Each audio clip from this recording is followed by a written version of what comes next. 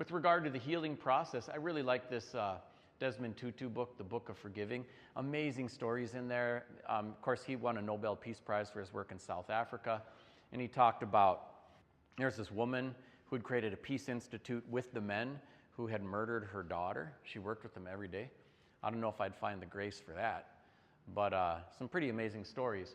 And he said, when there's an injury, you do need to tell the story and put a name on the hurt, and you can work on forgiving, and then you either renew or release the relationship. It works for individual injuries and the big collective ones. We have to be able to talk about what happened. And that releases the pain, acknowledges the injury.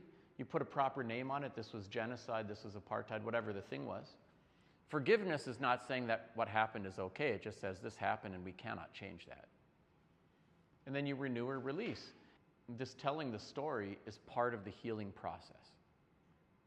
I think America has a hard time holding space for the telling of the story.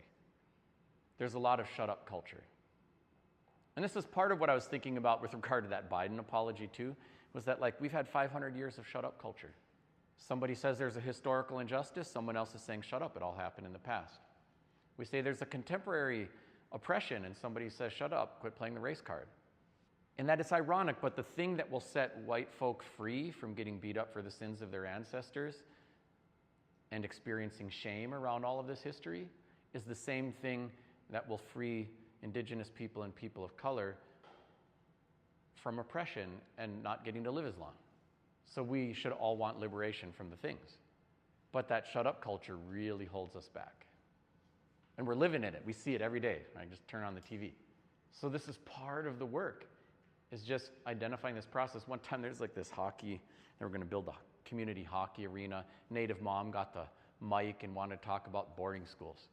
And somebody else came on the mic and was like, please give us a break. Like, we're not here for that. We are here to build a hockey arena. You know, she got mad, offended, stomped out of there, never to return. But if they just held space for a minute, or even just said, that really sucks, and I'm really sorry that that happened in your family, and this is why we're building a home away from home for all of our kids for tomorrow, and I'm so glad that you're here working with us today. Totally different response. Holding space for the telling of the story.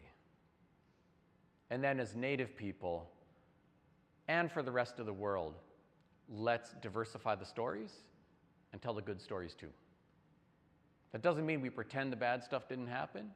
We acknowledge that. It's part of the healing process. But we also want to talk about all the other things.